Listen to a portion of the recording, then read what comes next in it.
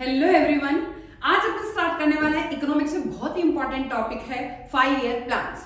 बहुत ही स्टूडेंट्स की इच्छा थी कि मैम इकोनॉमिक्स में 5 ईयर प्लान पढ़ाया जाए। ये जीके जीएस का क्वेश्चन भी हो सकता है, इकोनॉमिक्स का क्वेश्चन भी हो सकता है, बट इकोनॉमिक्स में सारे चीजों में आपके काम आएगा। चाहे आप सीए फाउंडेशन दे या इकोनॉमिक्स का सीएसईटी का एग्जाम दे, कोई भी इकोनॉमिक्स पढ़ रहे हैं उसमें सब में काम आएगा। बात करते हैं ये क्या है, कैसे है। सबसे पहले बात करते हैं कि आजादी से पहले जब मुगल काल था, तो मुगल काल की बात करते हैं। मुगल काल के टाइम भी इंडिया का बहुत शोषण किया गया था, बहुत एक्सप्लॉयटेशन किया गया था। किसके द्वारा? मुगलों के द्वारा। हमारे यहाँ की जितनी भी पब्लिक थी उन सबको दास बना लिया गया। उनका बहुत एक्सप्लॉयटेशन करने के बाद अंग्रेज आए, ईस्ट इंडिया कंपनी, और ईस्ट इंडिया कंपनी ने इतना एक्सप्लॉयटेशन किया अंग्रेजों ने कि हमारे यहाँ के हाथ से बनी हुई जो गुड्स होती थी उनको तो खत्म कर दिया, और वहां की मशीन से बनी हुई वस्तुएं हमारे लाके और हमारे यहाँ पे प्रोडक्ट करवाते थे। इसके कारण हम लोगों ने ये देखा कि हम लोग डिपेंड हो गए थे मशीन से बनी हुई वस्तुओं पर। हमारी हाथ की वस्तुएं जो हैंडीक्राफ्ट था उसको भूलते गए। धीरे धीरे हमको लगने लगा कि अगर मान लीजिए हमारे हाथ से बनी हुई वस्तुएं हैं, वो विदेशों में बहुत ज्यादा प्राइस में बेची जाती, बट हमको उसका बहुत कम प्राइस दिया जाता। वहां की मशीन से बनी हुई वस्तुएं हम लोग को बहुत ही जो है ज्यादा प्राइसेस पे दी जाती। इसके कारण हम लोग मशीनों पे डिपेंड होने लगे और हाथ की बनी हुई वस्तुएं खत्म होने लगी। धीरे धीरे फिर क्या हुआ, 1947 ने हमारे जो स्वतंत्रता सेनानी है, 1947 से पहले उन्होंने इसका विद्रोह किया, और विद्रोह करते करते हमने आजादी पाई 1947। ब्रिटिश अंग्रेज बाहर चले गए वापस अपने देश, बट हम लोग बहुत गरीब हो गए। और इसी गरीबी को साथ हमारी कृषि बहुत खराब, हैंडीक्राफ्ट बहुत खराब, इंडस्ट्री नहीं है, सब कुछ गांव ही गांव है, और हम लोग दास थे। हम लोग जागीदारी प्रथा जो थी 1947 से लेकर 50 तक, उन्हीं लोगों को, रियासतों को हमको धीरे धीरे क्या करना था, हटाना था, और उसके आधार पर हमारी गवर्नमेंट आती जा रही थी। 47 में देश आजाद हुआ। देश के 2 टुकड़े हुए, इंडिया और पाकिस्तान। उसके बाद इंडिया की हालत बहुत खराब थी। 1947 में आजाद हुआ, पर होने के साथ ही हमको ये लगने लगा कि हमारे लिए एक ऐसी जगह, ऐसी स्थापना होनी चाहिए कि जो हमारे एग्रीकल्चर को भी सही रख सके और साथ साथ में इंडस्ट्री को डेवलप करे। अगर इंडस्ट्री डेवलप होगी तो हमारे लोगों, जनता के पास पैसा आएगा, और जब जनता के पास पैसा आएगा तो हम अपने देश को ऊंचा उठा सकेंगे। तो इसी कंडीशन को ध्यान में रखते हुए 1950 में हमारे देश के जो प्राइम मिनिस्टर है या गवर्नमेंट है, उन्होंने ये सोचा कि हमारे देश में क्या होना चाहिए, ऐसा प्लानिंग कमीशन आना चाहिए, ऐसी योजनाएं होनी चाहिए, ऐसी प्लानिंग होनी चाहिए कि धीरे धीरे हम अपने इंडिया को ऊपर तक उठा सके, वापस से जो सोने की चिड़िया थी उसको ला सके, डेवलप कर सके। इसी को ध्यान में रखते हुए हमने ये सोचा कि हर 5 साल का एक प्लान लेना चाहिए, पहले से हमें लक्ष्य रखना चाहिए और उसके बाद उसको डेवलप करने का प्रयास करना चाहिए। 5 साल यानी आज की स्थिति कितनी गड़बड़ है, कितनी भूखमरी है, कितनी बेकारी है, कितने अनएम्प्लॉयमेंट है, कितना पोवर्टी है, और जन पॉपुलेशन अगर ज्यादा तो उसको कंट्रोल करो। एग्रीकल्चर पे डिपेंड है, बट एग्रीकल्चर के पूरे फैक्टर्स, पूरे साधन नहीं है, तो उसको भी क्या किया जाए, डेवलप किया जाए। उसी कंडीशन को ध्यान में रखते हुए हमने 1950 में प्लानिंग कमीशन, भारतीय योजना आयोग की स्थापना करी। और भारतीय योजना आयोग का पदेन सदस्य कौन होता है? Prime minister. कौन होता है? Prime minister. अब लक्ष्य क्या रखे गए कि इंडिया की पॉवर्टी को दूर करना है, अनएम्प्लॉयमेंट को दूर करना है, पॉपुलेशन को कंट्रोल करना है, डेवलपमेंट को ज्यादा करना है, देन प्राइमरी, सेकेंडरी और टर्टियरी सेक्टर सभी का डेवलपमेंट करना है। और इसी स्थिति को ध्यान में रखते हुए प्लानिंग कमीशन जब आया 1950 में, और उसका सदस्य, उसका जो अध्यक्ष होता है वो होता है प्राइम मिनिस्टर। अब बात करते हैं कितनी प्लानिंग कमीशन आए, कितनी प्लानिंग बनी है। तो टोटल हमारे यहाँ पर 12 प्लानिंग बनी है, 5 वर्षीय योजनाएं। नाम ये है 5 ईयर प्लान। हर 5 साल में एक प्लान आएगा, क्या क्या लक्ष्य आएगा, कितना 5 साल में हमने काम किया, वो सब एक वास्तविकता आएगी। उसी चीज को ध्यान में रखते हैं फर्स्ट 5 ईयर प्लान आया 1951 में, 51 से 56 तक चला। मेन उसका पर्पस था एग्रीकल्चर को डेवलप करना, हमारी एग्रीकल्चर जो थी उसको डेवलप करना, और उसी के साथ हमने डेवलपमेंट करने की कोशिश करी। फिर एग्रीकल्चर थोड़ा बढ़ाया, पर धीरे धीरे केवल एग्रीकल्चर से काम नहीं चलेगा, इसलिए सेकंड जो 5 ईयर प्लान था हमने थोड़ा इंडस्ट्री को भी डेवलप किया, ग्रामीण विकास किया, ह्यूमन का विकास किया, एग्रीकल्चर को, टेक्निक को बढ़ाया ग्रीन रिवॉल्यूशन के द्वारा। पर इतना भी काफी नहीं था, इसलिए हमने 1982 में एग्रीकल्चर के लिए नाबार्ड बैंक की स्थापना करी, पर इतना भी काफी नहीं था। इतना भी काफी नहीं था। 82 में नाबार्ड जो कृषि के लिए ही बैंक था, सारे बैंक आ गए, पर हमें फिर भी दूसरे देशों से लोन लेना पड़ रहा था। दूसरे देश की कंपनी हमारे पास आ रही थी कि हम आपके यहाँ इन्वेस्ट करते हैं, पर हमको डर था कि हम पहले जैसे गुलाम ना बन जाए, इसीलिए हमने दूसरे देश की कंपनियों को पहले हिस्सेदारी कम दी। उनका 10, हमारा 90, फिर उसके बाद थोड़ा थोड़ा हमको जरूरत महसूस होने लगी, उनका 30, हमारा 70, फिर जरूरत हुई तो उनका 49, हमारा 51, फिर जरूरत हुई उनका इन्वेस्टमेंट 51, हमारा 49, फिर जरूरत हुई तो उनका 70, हमारा 30। 1991 में आते आते नरसिम्हा राव की जो सरकार है उनके टाइम में हमने 100% FDI, LPG, liberalisation, privatisation, globalisation की पूरी छूट दे दी, लाइसेंस व्यवस्था में छूट कर दी। तो ये सब आज पढ़ेंगे अब 5 ईयर प्लान में। बात करते हैं इकोनॉमिक्स का बहुत इंपॉर्टेंट टॉपिक है 5 year plan. Total 5 year plan कितने हो चुके हैं भारत में? अब तक कुल 12 5 ईयर प्लान हो चुके हैं। पहली योजना जो है 1951 में स्टार्ट की गई थी। टोटल भारत 12 5 ईयर प्लान आए हैं, 2017 तक समाप्त हो गया। और उसके बाद क्या आ गया है? नीति आयोग, जो 5 ईयर प्लान का ही सब्स्टिट्यूट है नीति आयोग। 5 ईयर प्लान खत्म कर दिया गया, अब नीति आयोग है। और नीति आयोग का भी मेन अध्यक्ष कौन होता है? Prime minister. बात करते हैं शॉर्ट ट्रिक से ही हम इसको याद करेंगे। सबसे बात करते हैं एग्रीकल्चर इंडिपेंडेंसी, देन पॉवर्टी को दूर करना, देन एम्प्लॉयमेंट लाना, और ज्यादा से ज्यादा जो है प्लानिंग करके गांवों का विकास करना। मेन आता है अब first 5 year plan. First 5 year plan में क्या हुआ? ये 51 से 56 तक चला था, 51 से 56। केवल इसका मेन पर्पस था एग्रीकल्चर, इरिगेशन और पावर को बढ़ाना। फिर आता है मॉडल क्या था? हेरेड डोमर मॉडल के आधार पर बनाया गया था। मुख्य बिंदु था भाखड़ा नांगल बांध। जो भाखड़ा नांगल डैम है वो उसको ज्यादा प्रमोट करना था, और ये सबसे सक्सेस योजना बनी थी। और यहाँ था एग्रीकल्चर, मात्र एग्रीकल्चर।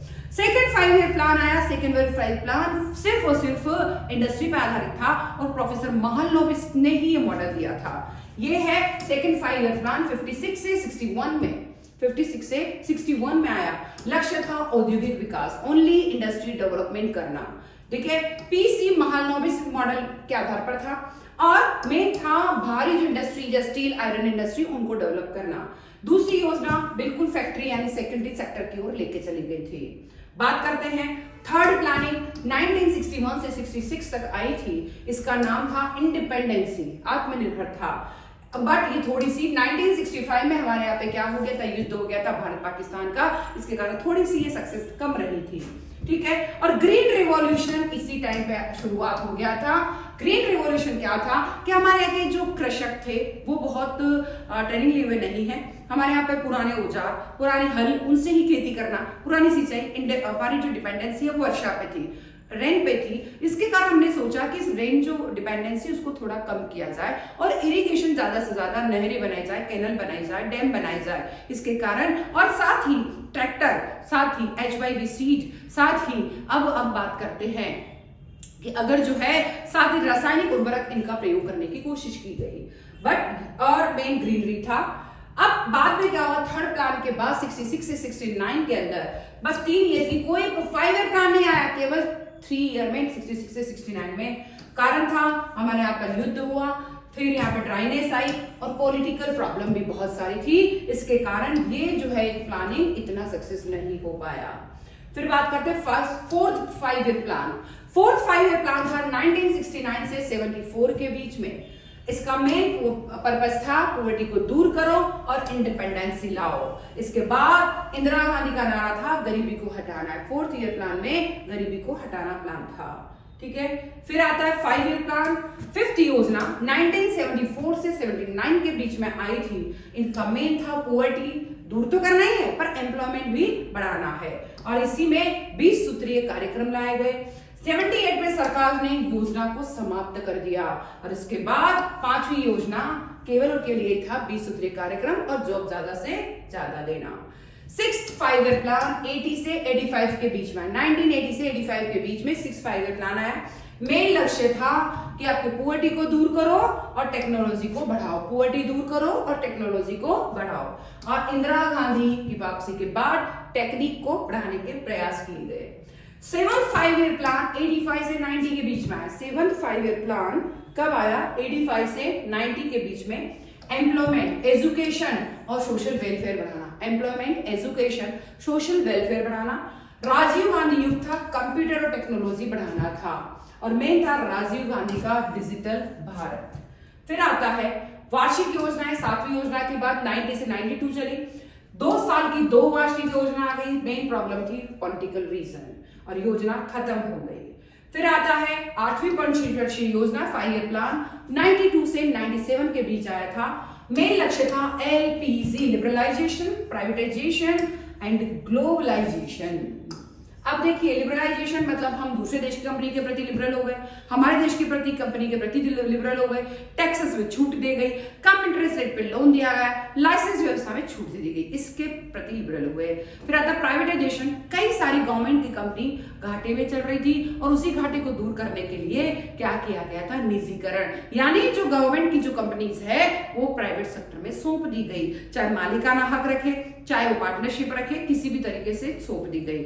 ग्लोबलाइजेशन का मतलब होता है, पहले हम केवल अपने देश पे ही सीमित थे, बट हमने सोचा केवल अपनी स्थिति से काम नहीं चलेगा, हमें दूसरे देशों से भी बिजनेस करने लगेगा, और बिजनेस करने के लिए हम ग्लोबल लेवल पे अपने आप को पहचान दिलाने लगे, और हमने एक्सपोर्ट इंपोर्ट करना शुरू कर दिया। That's called globalisation.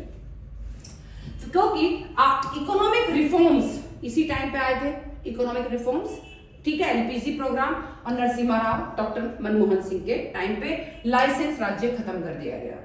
फिर आती 9वीं योजना 97 से 2002 तक चली। मेन था सोशल वेलफेयर और गवर्नमेंट के साथ पब्लिक की भी भागीदारी, partnership, growth with social justice, यानी सोशल जस्टिस सबके साथ होना चाहिए। फिर आता है 10th 5 ईयर प्लान 2002 से 2007 के बीच में चला था। मेन इसका पर्पस था 8% डेवलपमेंट रेट रखना, बट हम कितनी ले पाए? 7.6% ही ले पाए। और एजुकेशन और जो है हेल्थ पर ज्यादा से ज्यादा बल दिया गया, और डेवलपमेंट को बहुत तेज किया गया। फिर बात करते हैं 11th 5 year plan. 11th 5 year plan आया 2007 से लेकर 2012 के बीच, और इसका मेन था पूरी ग्रोथ करना, ठीक है, एजुकेशन, लेडीज, और लेडीज को सबसे ज्यादा ऊंचा उठाना, और साथ ही साथ रूरल डेवलपमेंट करना, ठीक है, बट सबको साथ लेकर और सबका डेवलपमेंट करना इसका मेन पर्पस था। फिर आती है लास्ट 5 ईयर प्लान 2012 से 2017। 2017 में बहुत तेज डेवलपमेंट करना और साथ ही डेवलपमेंट ज्यादा से ज्यादा बढ़ाना, ठीक है। फिर आता है 8% डेवलपमेंट, बट 6.7% रहा, और ये था लास्ट 5 ईयर प्लान, ठीक है। फिर बात करते हैं अब 5 ईयर प्लान क्यों बंद हुआ? क्योंकि इसके time 5 year plan 12 5 year plan बनाए गए, 2017 में बंद किया गया, और उसके स्थान पर आ गया नीति आयोग, और नीति आयोग अपने आप को बहुत ज्यादा स्पेंड कर दिया गया।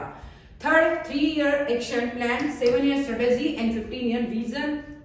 अब बात करते हैं इसके इंपॉर्टेंट क्वेश्चन कौन कौन से पूछे जा सकते हैं। फिर भाई सबके ईयर तो आपको ध्यान में रखने ही है। First 5 year plan 1951। 5 year plan किस देश से प्रेरित था? अपना सोवियत संघ से। ग्रीन रेवोल्यूशन किस योजना में आया? थर्ड प्लान में 1966-67 में। गरीबी हटाओ किस योजना में आया? फोर्थ प्लान में। एलपीजी किस योजना में हुआ? 8th प्लानिंग में हुआ। अंतिम योजना कौन सी थी? 12th प्लानिंग 17 तक खत्म हुई। मान ऑबिस मॉडल 2nd प्लान में था। 20 सूत्रीय कार्यक्रम वो 5th प्लान में था, और ज्यादा डेवलपमेंट करना, इंटीग्रेट डेवलपमेंट करना 11th प्लान में था, और योजना आयोग की जगह अब क्या आ गया था? नीति आयोग। तो इस तरीके से हम शॉर्ट ट्रिक से सारी 5 ईयर के प्लान्स, उनके ईयर्स, उनका लक्ष्य, उनके ग्रोथ रेट और ये सब पढ़ सकते हैं।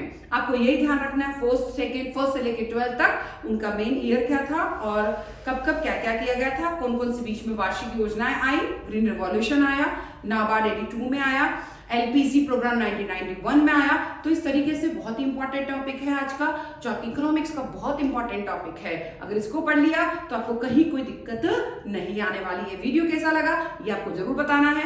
जो भी आपके स्टूडेंट्स, आपके फ्रेंड्स पढ़ने वाले हैं उनको ज्यादा से ज्यादा शेयर करना है, कमेंट करना है, सब्सक्राइब करना बिल्कुल नहीं भूलना है। एक ही चीज ध्यान रखनी है, मैं फिर आऊंगी, वापस आऊंगी, फिर अच्छे वीडियो लेके आऊंगी। और क्या पढ़ना है जरूर आप कमेंट सेक्शन में लिखे। Thank you.